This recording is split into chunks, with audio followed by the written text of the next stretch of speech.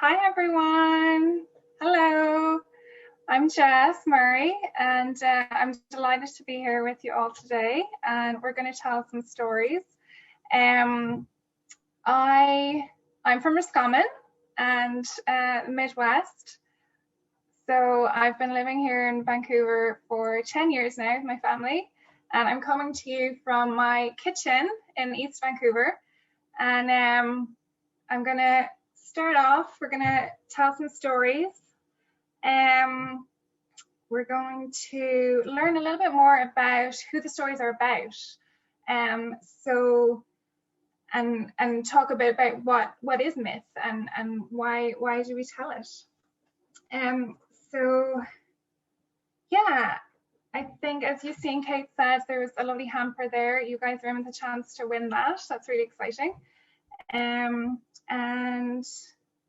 I think that's all I have to say. I have some notes here. I have had to write some notes so I stay on track, because the level and the amount of stories that are available to us, I feel like we could be storytelling at Celtic Fest for many years to come.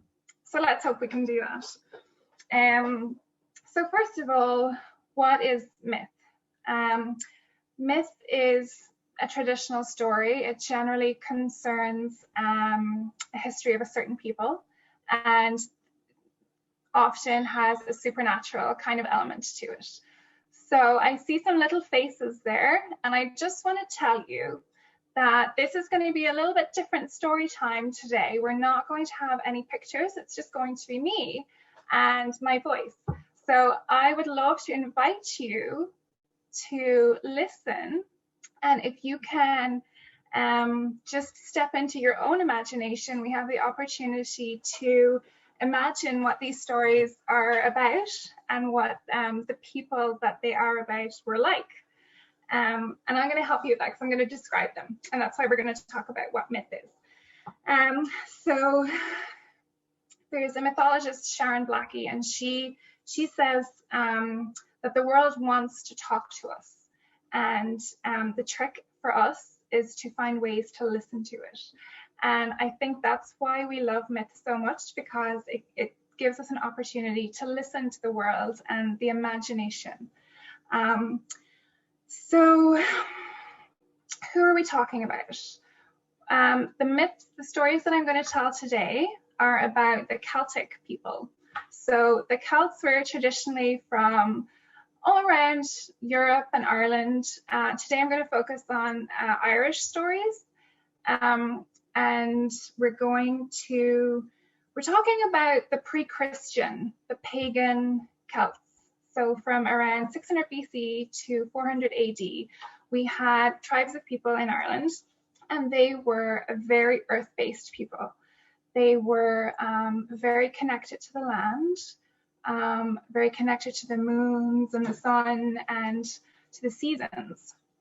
So they also had, I'm thinking now, March 20th, we're coming up to the spring equinox.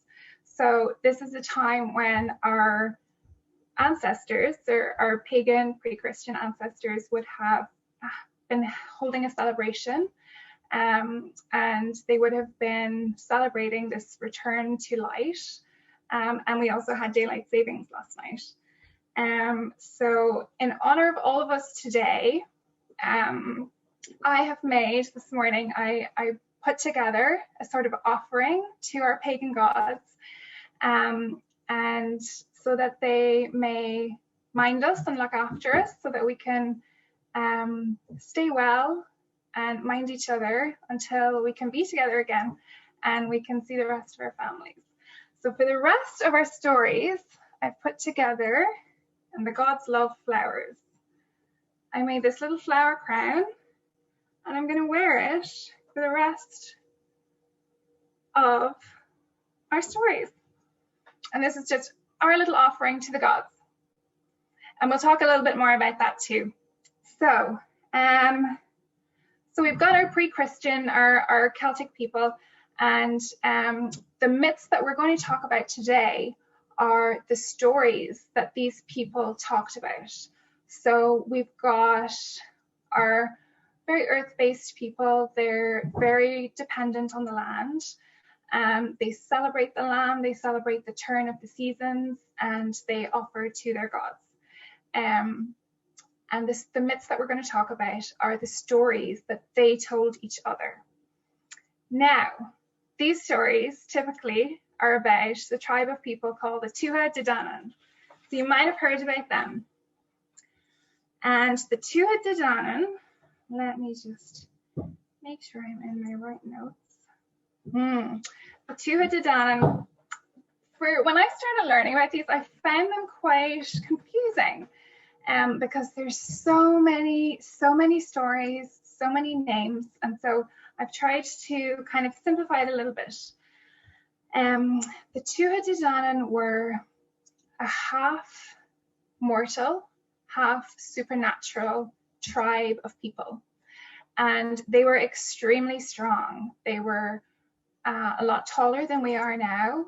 They had some supernatural strength and powers. They were ruthless. They were very hot-tempered and hot-headed, but they looked out for each other and for all of their tribes and their clans. So there's a lot of stories about how they came to be and how they came to Ireland. And one of my favorite is there's a quote in the Book of Invasions, which is a book. It's a book that has recorded a lot of these myths, and it says that the truth is not known beneath the sky or stars, whether they were of heaven or earth.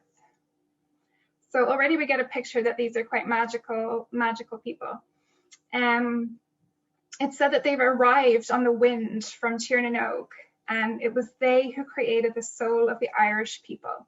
And I love that. I love that it was them, you know, they're the start of the Irish soul and the Irish spirit, for which we're so well known across the world.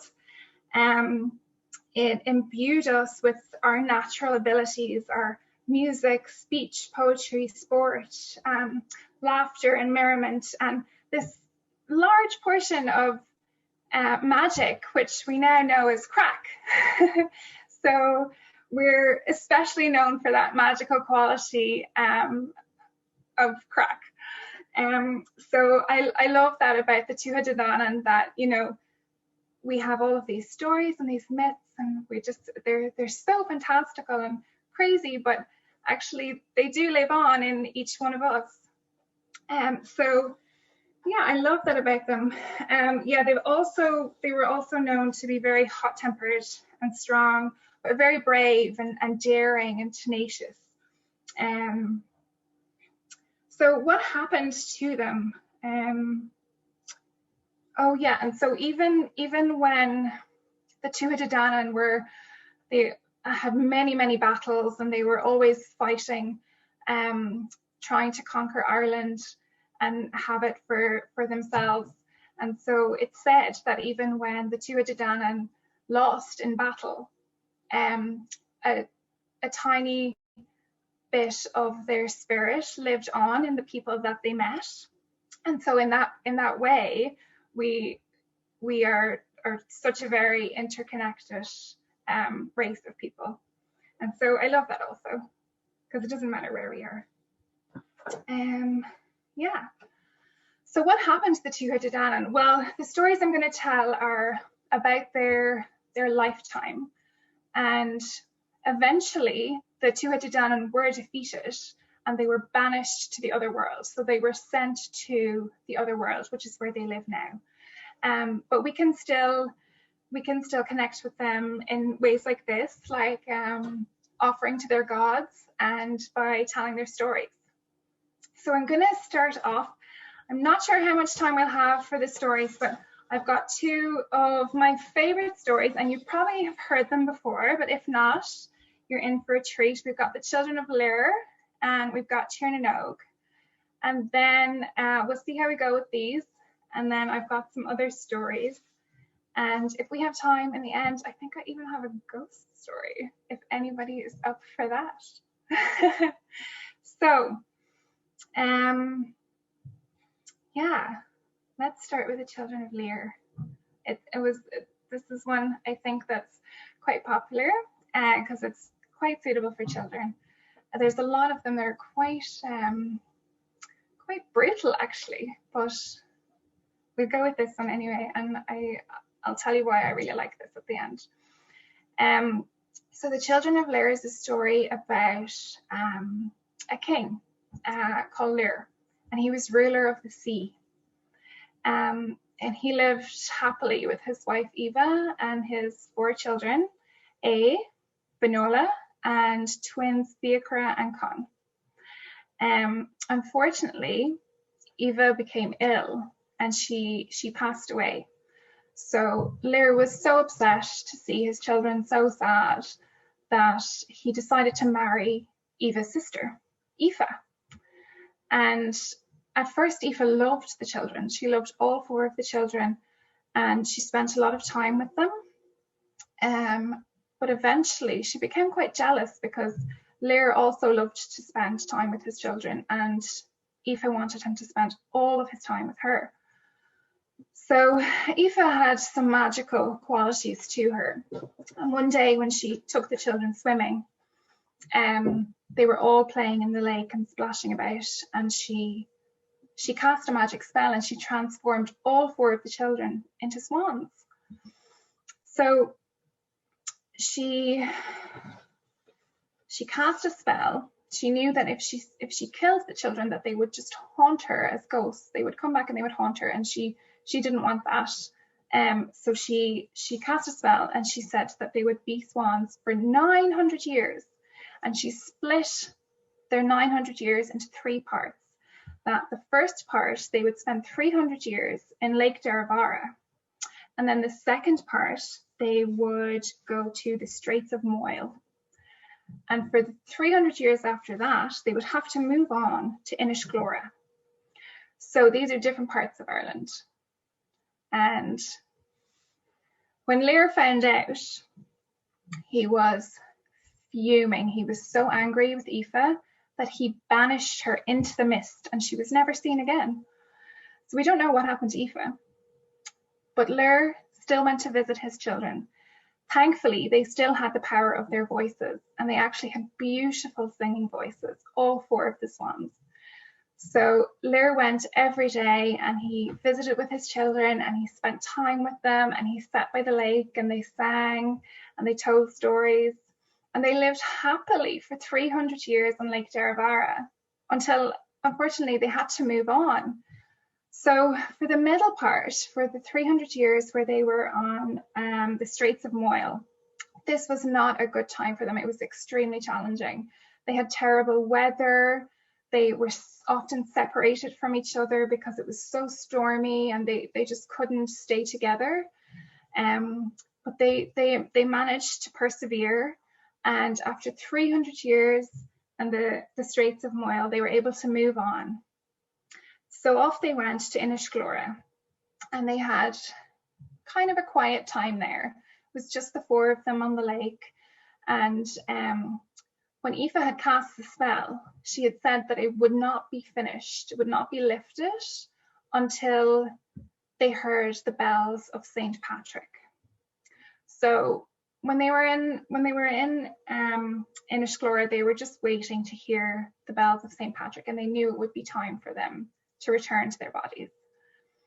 So eventually, way off in the distance, they began to hear these bells. And so they went and they found a home, a small hut, and it belonged to Cuivogue. And Cuivogue was a holy man, and he started to care for the swans, and he spent some time with them. And the bells were starting to become louder and louder. But unfortunately, suddenly one day a man came to the hut and he said that he wanted to take the swans for himself because he'd heard of their magical qualities. He'd heard of their beautiful singing voices and he wanted them for himself. Cuivogue said no, that he couldn't take the swans, but he threatened to take them anyway, and he said that he would destroy Cuivogue's house. Thankfully, just in time, the bells started to get louder and louder, and they could hear Saint Patrick coming. And all of a sudden, the whole lake just shrouded in mist, and it enveloped each of the swans, and they transformed back into their children, into their bodies. Amazing. So Cuiveog knew. He decided to christen and baptize the children, and he made sure that their names were known so that this story could be told forever. So eventually one day we'd be telling the story. But the swans, when they went back into their children's body, they began to age. They began to grow old really fast. And Cuiveog took care of them. And the swans were able to tell him all about their time in Lake Derivara and the Straits of Moyle. And they were able to have a happy time with him before they passed away.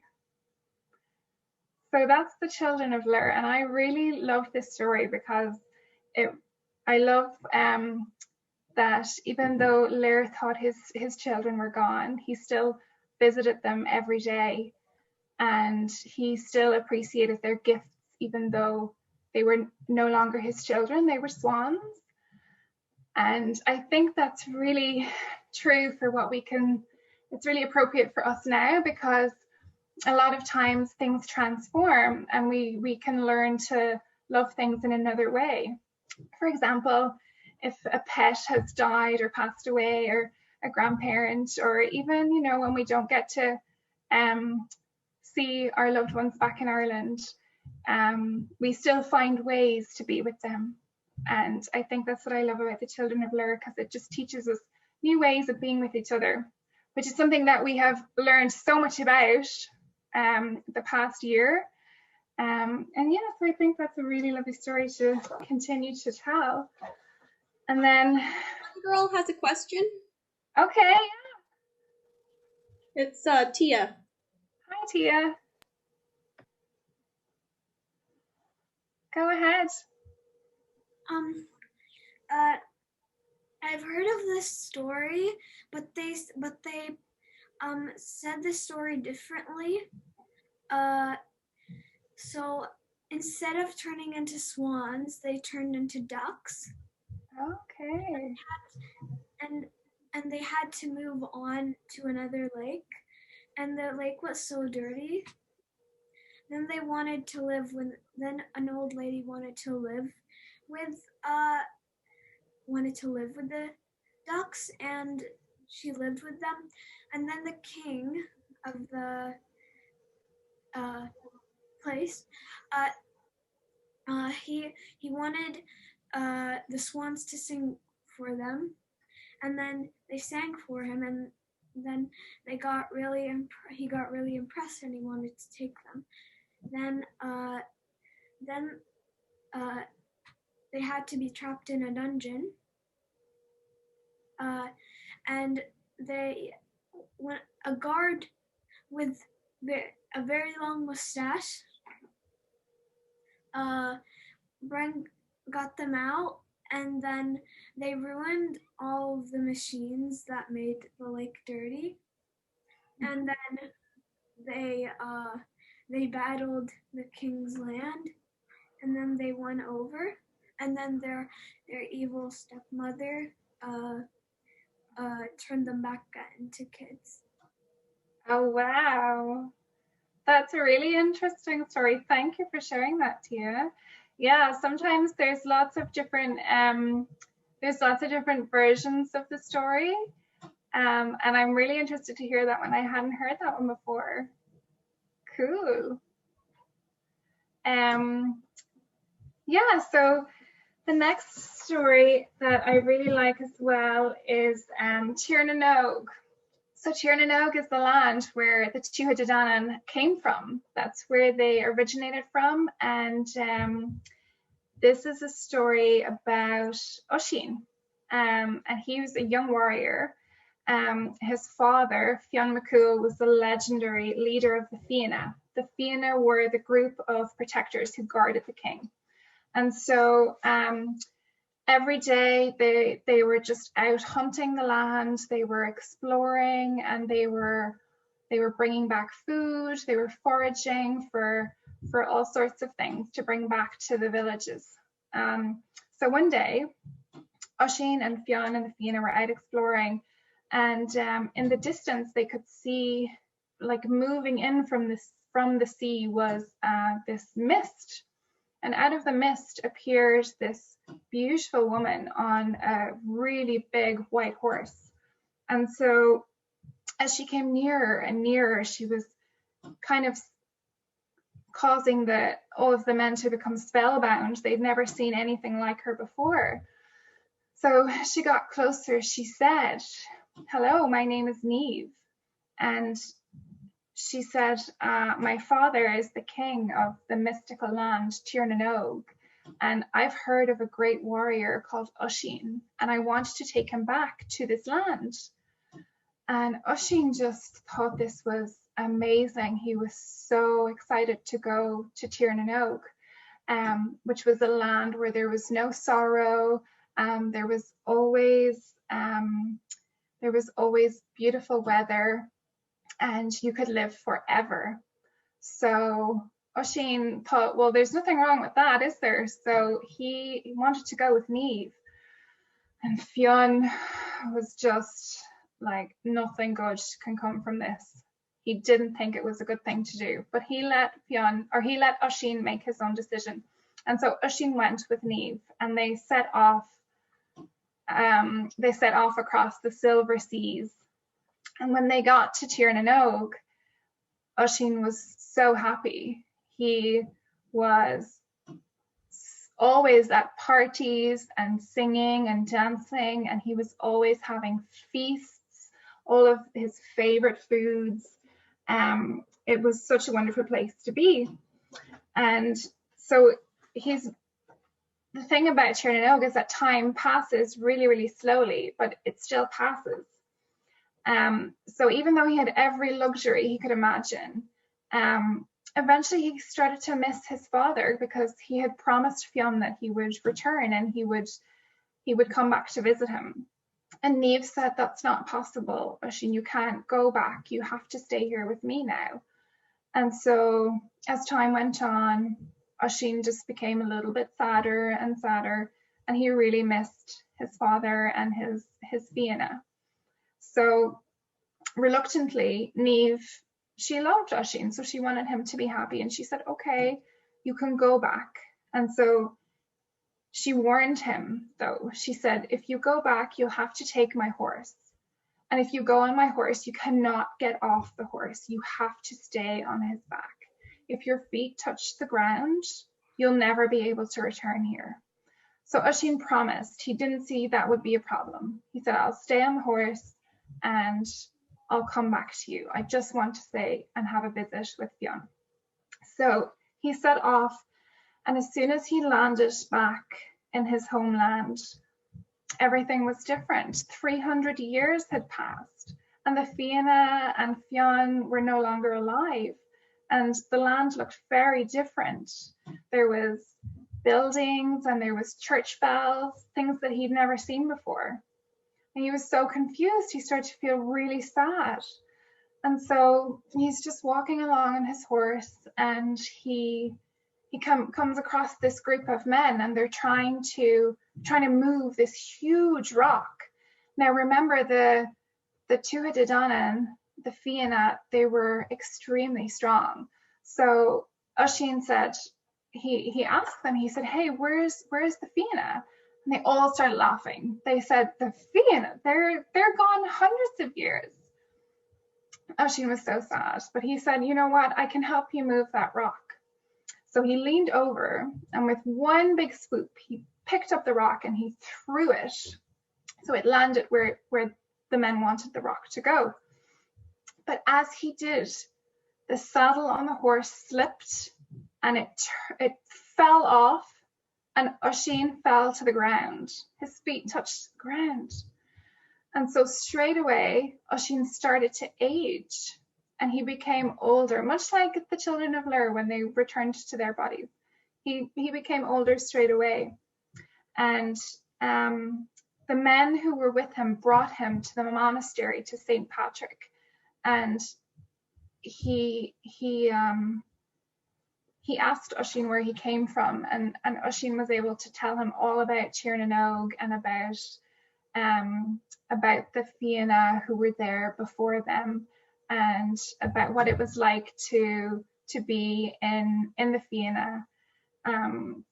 So then Fionn passed away. So much like the Children of Lear. But the reason why I love this story is because even though Fionn has, or even though Oisin has everything he could want in Children of Lear, he's got every luxury, it's just always so wonderful. There's this part of him that remembers his home and that remembers his father and wants to go and visit him. And I think we can especially relate to that story right now, because there's so many of us who haven't been able to go back to Ireland to see our families. And so, yeah, that's why I like that story. Has anybody else heard a version of that story that's a little bit different? Oh, yeah? Would you like to share it? You can, I think you can just unmute yourself, Morgana, maybe? Hi. The version that I heard was basically the same thing. Yeah. I think he on purpose got off the horse in the version that I've heard, though. Okay. So not like on purpose, but like forgot and got off the horse. Okay, yeah. Oh, cool. Thanks for telling me that. Awesome. Okay, so there's another little story that I have here as well. And I'm gonna guess, maybe I'm kind of hoping that you mightn't have heard this story before. This is a story about Miach. I love this story because I have a niece called Miach. So that's M-I-A-C-H, Miach. And Miach was the son of Dian Cecht. And Dian Cecht was the physician, the doctor of the Tuatha De Danann. So you can imagine how busy this doctor was, because he was taking care of all of the warriors after they came back from battle. And he had special magical powers. And so one day, Nuada, who was the warrior king, was injured in battle. And Dian Cecht wanted to replace his arm. He had injured his arm, and his arm had come off. So Dian Cecht wanted to give him a silver arm. And he said, we're going to give him this silver arm, and it will work just as well as his other one. It'll be totally fine. But Dian Cecht's son, Miach, said, no, I don't agree with that. And he wanted to cast a spell so that Nuada's arm would grow back. Well, Dian Cecht did not like this at all. So they had a disagreement. But Miach cast his spell, and he said, joint to its joint and sinew to its sinew. And so what he did was he had Nuadu carry his arm for 9 days. For 3 days, he had to carry his arm against his side. And sure enough, the skin began to heal. So then for the next 3 days, he had to carry it up close to his chest. And sure enough, the bone began to heal. And then for the following 3 days, he had to rub it with all sorts of herbs and plants. And sure enough, the arm attached and began to heal. So you can imagine how happy Nuadu was to have his arm back. But Dian Cecht was not happy. He was not happy at all. He was furious that Miach had interfered, and so what he did was he took a sword and he threw it at Miach, and it hit him on the crown of his head. It pierced his skin, but Miach, being such an accomplished healer, was able to heal himself. Dian Cecht still was not happy, so he threw the sword again, and this time it pierced his bone, but still Miach was able to heal himself. Dian Cecht was not giving up, and he threw the sword again, and it pierced into his brain. But Miach, he worked his magic, and he was able to heal again. So Dian Cecht still furious, he would not be shown up by his son. He threw the sword again, and it severed his spinal cord in his brain, and Miach died. He was not able to heal himself from this because his brain was severed. So after that, Miach was buried. And what happened was 365 herbs grew up from the grave where Miach was buried. And Dian Cecht, the 365 herbs grew up, and each herb corresponded to a different joint and sinew in Miach's body. And along came Iarmid. Iarmid was Miach's sister, and she put her cloak all around the grave, on top of the grave, and she pulled it up, and all of the herbs came with it. And so she was able to use all of these magical herbs to continue to go on and to heal all of the warriors. But Dian Cecht was not happy. But he did say, though Miach no longer lives, Iarmid shall remain. So he allowed Iarmid to live, even though she had these superpowers now from the 365 different herbs that had grown from Miach's grave. So I think that's a cool story. It seems absolutely crazy, but Miach, he stood his ground, and he kept going after what he knew to be true for him, and that was that he knew how to heal people. So I think that's a really cool story. Now, let's see. So those are the kind of stories. They're all about members of the Tuatha De Danann, this tribe of kind of supernatural warriors. And so you have an idea from those stories of what kind of people they were like. And there's so many stories. It's just absolutely wonderful. And I do think that we're going to have lots of storytelling at future Celtic Fests, hopefully, with all the stories left to tell. So now what I'm going to do is I'm going to move forward. Let me see, I'm just looking for my, oh, I don't have it. I'm going to move forward to the 1800s. So between the Tuatha De Danann, we had St. Patrick coming to Ireland. We had the pre-Christian, and then we had St. Patrick coming to Ireland, and it was a bit scary. Yeah, it was a bit scary. The last story was too. So we had the Christian era, and I'm going to tell a story about our Bian Fiasa. So this was way after the Tuatha De Danann, and we had Christianity come to Ireland. And what happened with the Bian Fiasa? The Bian Fiasa is the Irish word for wise woman. And typically she was a wise old woman, and there was one or two in every village in Ireland, and people would come to her for the cures. And the church didn't like this, the priests didn't like this. They wanted people to pray in their church. And so they paid no attention to the Bian Fiasa. But she was kind of, I suppose people would think or call her a witch. And so the Bian Fiasa became popular for people who wanted the cures. So there's a story about Biddy Early. She is one of the most famous Bian Fiasas in Ireland.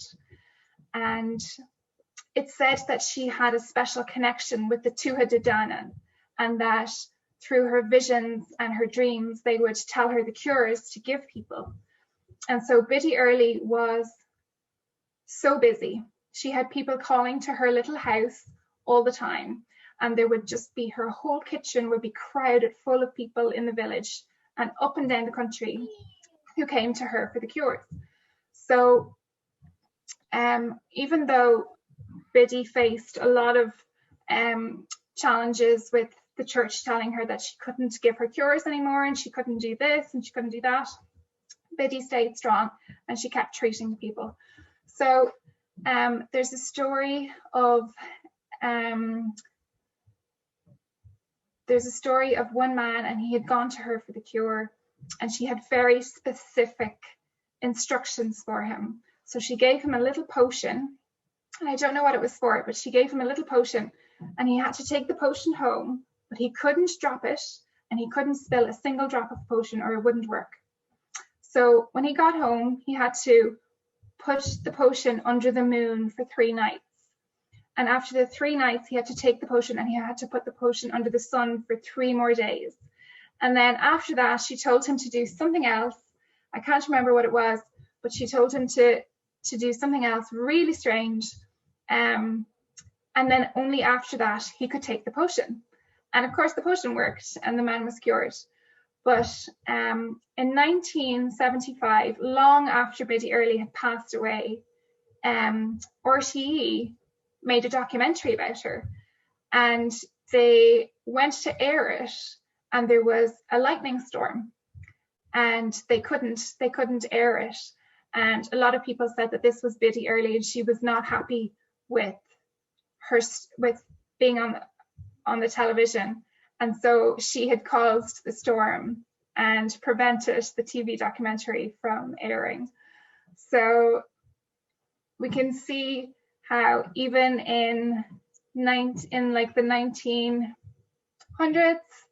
and the late 1800s, that there was still these stories of the Tuatha Dé Danann and their descendants. So the Bianfiasa, and they were still alive today. And that's what I love about how we say the Tuatha Dé Danann imbued the Irish spirit in people, but we can still see it today. So that is just a few stories. I think we have a few more minutes, I think. Maybe she does too. Maybe she just, Tia says that maybe Biddy Early didn't want to be on the television. I think you're right. And she used her magic powers. And the really great thing was that the Bianfiasas of Ireland were very, very revered and respected. Even though the church had no time for them, they were still very revered and respected by the people of Ireland. And they would come and they would swap. They would bring them hares. They would bring them meat and different crops and foods for them in exchange for their potions. So they were well looked after, and there was lots of them in every village, and I think they still live on today. They're known as the modern day witches. Yeah, so I think we probably, does anybody feel like a very short little ghost story? Yeah, a little ghost story. Okay, this is a very short story, and it's from Donegal. And this is from a book. There's some really cool books. I think it's called, let me see, it's in the other room, but it's Celtic Visions and Stories from Ireland. And this is a book. There's one by W.B. Yeats, who is one of our beloved poets, but he has a lot of stories that he's gathered, and they're recollections from Irish people. And it's just their little memories and stories of strange things that were happening in Ireland. And so he's put together a book of all of these, and it's super fun to read. It's very, very cool, very funny, very crazy. But so this is from his book. It's a little ghost story, and it's set in Donegal in Ireland, and it talks about a little house that had been abandoned for a long, long time, and everyone in the village knew that this house was haunted. But there was one man, and he was absolutely adamant that it wasn't haunted. He just thought this was ridiculous, and he wasn't going to stand for all of this nonsense. And so despite everyone warning him, like, no, like, stay away from the house, he said, I'm just going to go and spend the night in the house. And so he went in and he lit the fire and he sat himself down on this dusty old chair in front of the fire, and he stretched out, and he was super relaxed and cozy and warm. And he just thought, I don't know what everybody's talking about. But as this was going on, it was getting, the sun outside was setting and it was getting darker and darker. And he had stretched himself out and he'd taken off his boots to make himself more comfortable. And so then as soon as it got fully dark, that's when it started to happen. He noticed his boots started to move, and they got up, and it was as if somebody was wearing his boots, and they just walked out of the room and up the stairs. And in the room above him, he could hear all of these footsteps just walking around and around.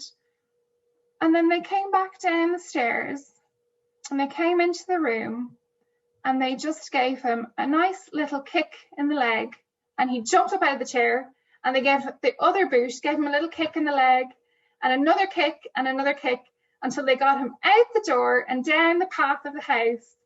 And he ran for his life and never went back into the house again. Dun, dun, dun. So that's just one of the little ghost stories in a book by Jolie B. Yates.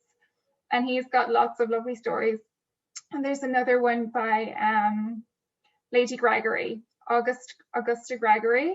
She was a great collector of these stories, despite living in a time where she was encouraged to be very proper and to not pay attention to such nonsense.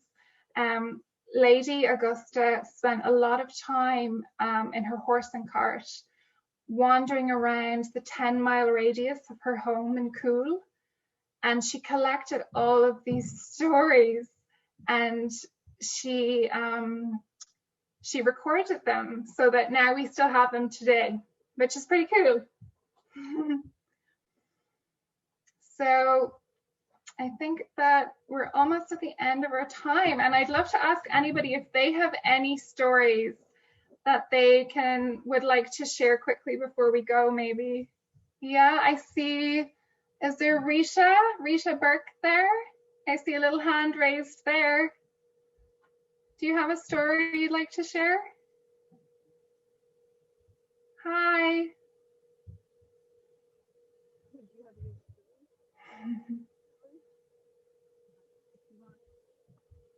Do you have a story you'd like to share?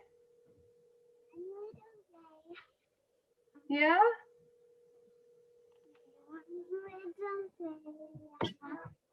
It needs to be an Irish one, like the leprechaun one. Have you got one? One little night, a leprechaun came.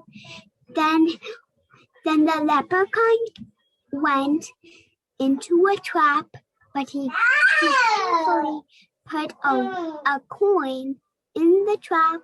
Then he just jumped out, then ran away, and he left 2 coins.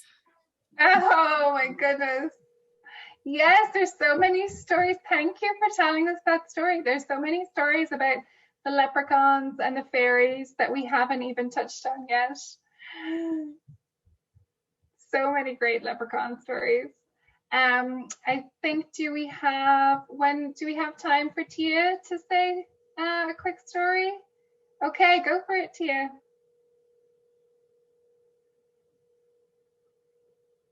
Do you want to unmute yourself, hon? There you go. There is one story about so 2 boys were playing inside of the meadow, and their mom told them not to talk to strangers. So then they started throwing snowballs, and then a lady came out of the lake and talked to them, and then one of them told the little one, we can't talk to strangers. But then she told them that there was a magical water horse that would love to play with them. And then they both got really excited, and they followed her in the woods. And then when they catched up to her, they didn't find her, but they did find a horse. Oh, and the lady had violet eyes, so did the horse. And they started playing with her, and then they went up on the horse, and and the lady's name was Kelpie. Okay. And then they tried to get off of the horse, but there was this kind of muck that kept one of them off on the horse, and the horse tried to drag them into the mud. But then the big brother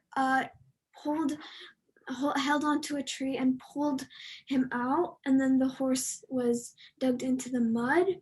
And then they went back to their mom, and then she told them the story about Kelpie. She used to lure people inside of her lake and turn into a horse, and then when they climb on her, they can't get off, and then she'll drag you inside.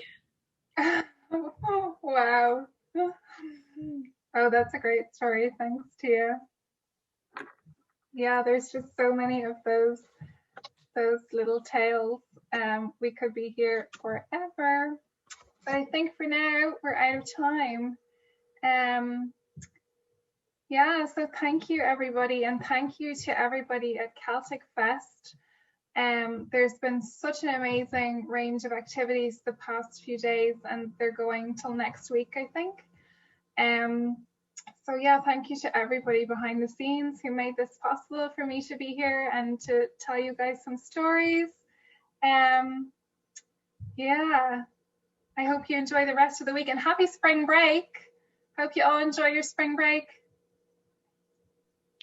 Thank you so much, Jess, and thank you guys for tuning in. I hope you had fun. Yeah, exactly. Lots of fun. All day, lots of activities. Yeah, and I think hopefully we're going to be able to tell some stories in person next time, hey? Yeah, exactly. I hope you all have a lovely St. Patrick's Day and continue drawing your shamrocks and singing songs and telling stories. Yeah, exactly. Bye, everyone. Bye.